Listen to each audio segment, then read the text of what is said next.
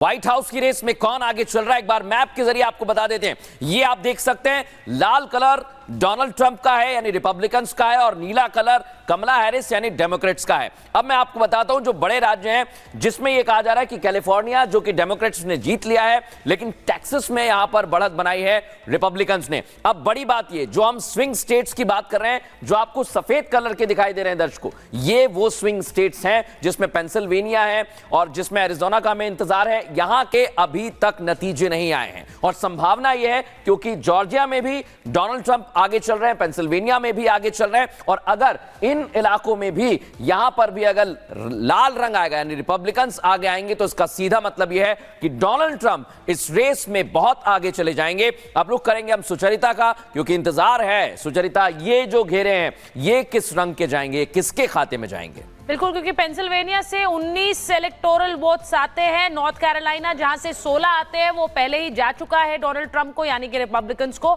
Georgia से भी 16 electoral votes हैं। तो अभी जो ये गैप है ये बढ़ा है। मैं एक बार ये हमारे दर्शकों को समझने के लिए है और इस बात को बहुत हद तक विजय जी भारत में ये माना जाता है कि भारत की जो इस वक्त वैश्विक स्थिति है उसमें डोनाल्ड ट्रंप हो या फिर कमला हैरिस हो बहुत फर्क नहीं पड़ेगा, ऐसे बहुत से लोगों का मानना है।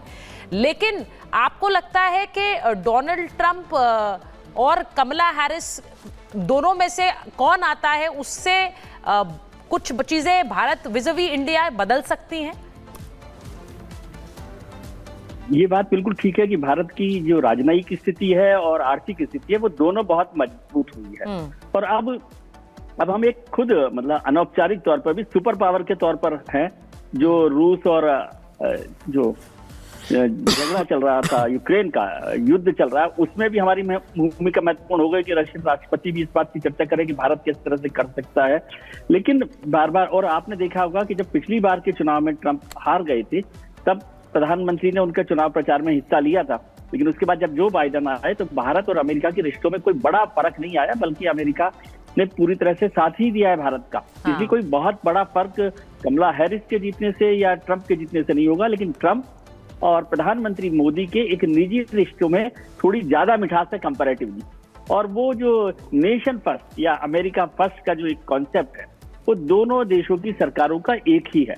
इसलिए आप पॉलिसी के हिसाब से देखें, ट्रैक के हिसाब से देखें तो मौजूदा भारतीय सरकार और ट्रंप एक ट्रैक पर चल रहे हैं। इसको मैं बार बार कह रहा हूं, तो उसे एक सिंक बनना, सिंक्रोनाइजेशन जो है ना वो ज्यादा महत्वपूर्ण होगा।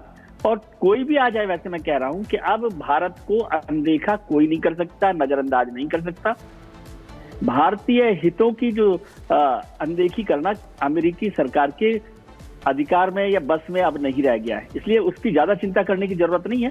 लेकिन एक सोच समझ के हिसाब से हम लोग, फिर मैं वही राइट थिंकिंग की बात कर रहा हूं कि ट्रंप और मोदी सरकार एक रास्ते पर चलती हुई दिखती है। कमला हैरिस जो है थोड़ा सा अलग है, लेकिन कमला हैरिस के लिए हमारे पास एक पॉजिटिव जो बात है वो है उनका भारतवंशी होना और हमारा एक डीएनए का जो इफेक्ट है वो भी हमें जोड़ता है कमला के साथ कि हमारी भारत की जीत हो रही है। जैसे अभी ब्रिटेन में हम जिस तरह से देख रहे थे ऋषि सुनक जब थे तो हमारा एक अलग तरीके का भावनात्मक संबंध होता था, कमला हैरिस के साथ भी वो भावनात्मक संबंध हमारा हो सकता है। लेकिन राजनयिक संबंधों देखिए, में मैं ये इस बात को इसलिए भी कह रही हूँ विजय जी क्योंकि मेजर जनरल सिवाच इस पर रोशनी डाल पाएंगे कि फिलिप गॉर्डन से एस जयशंकर की मुलाकात हुई, जो कि प्रेजेंट एनएसए हैं वहां पर, नेशनल सिक्योरिटी एडवाइजर है अमेरिका के, और कहा जा रहा है कि अगर कमला हैरिस आती हैं तो वही एनएसए फिर से बनाए जा सकते हैं, वही रह सकते हैं। लेकिन अगर ट्रंप आते हैं तो जयशंकर ने ट्रंप एडमिनिस्ट्रेशन के लोगों से भी वहां जाकर मुलाकात की है। ये हालिया मैं बात कर रही हूं, तो ये बिल्कुल क्लियर है मेजर जनरल सिवाच के जो भी एडमिनिस्ट्रेशन इन प्लेस होगा चुनावों के बाद, भारत ने तो अपना काम शुरू कर दिया है। सच्चाई है कि एक बाईपार्टीजन अंडरस्टैंडिंग है, चाहे वो डेमोक्रेट आए या रिपब्लिकन आए। 2000 के बाद भारत के रिलेशनशिप बहुत अच्छे हुए हैं, स्ट्रेटेजिक पार्टनर हैं, फ्री ट्रेड एग्रीमेंट हो सकता है आने वाले अगले समय में साइन हो जाए। तो ये सच्चाई है, भारत ने अपनी जो डिप्लोमेसी का मुजाहरा करते हुए, अभी आप देखें कि हो क्या रहा है कि जो बाइडेन की उसमें जिस प्रकार से जीएस कानून का केस और कहीं ना कहीं अब हरजीत सिंह निज्जर का जो केस है उसके ऊपर भी जो कमेंट पास हुए हैं, जो I-5 की बातचीत करते हैं हम, उसको मद्देनजर रखते हुए मुझे लगता है अगर डोनाल्ड ट्रंप आते हैं तो भारत इमीडिएटली जो डोनाल्ड ट्रंप के साथ हो सकते हैं, नेशनल सिक्योरिटी एडवाइजर या उसके डिफेंस सेक्रेटरी या उनके जो सेक्रेटरी ऑफ स्टेट, उनसे जल्दी से जल्दी नाता लगाएंगे।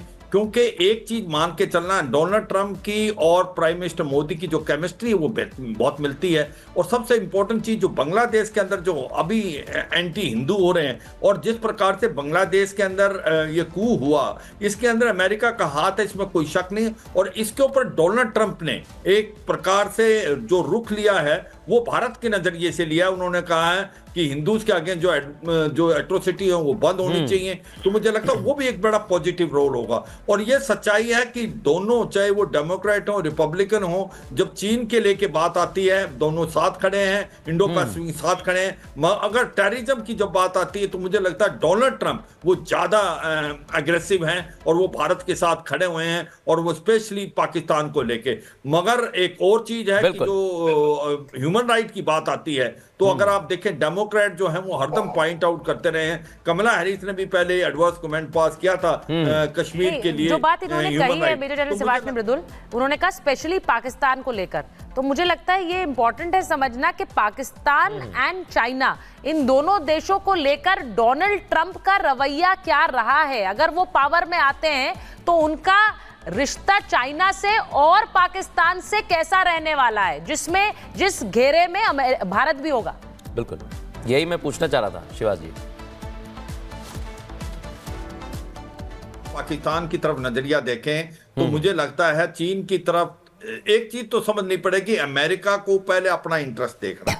वो ये याद रखना कि जो चीन के साथ उनका बहुत बड़ा ट्रेड है, वो इस चीज को देख रहे हैं कि वो 60% टैरिफ लगा देंगे चीन के जो सामान आता है। क्योंकि डोनाल्ड ट्रंप जो हैं और भारत के अगेंस्ट भी बोल रहे हैं 20% टैरिफ लगाएंगे, क्योंकि ट्रेड सरप्लस है भारत का अगर अमेरिका से देखें।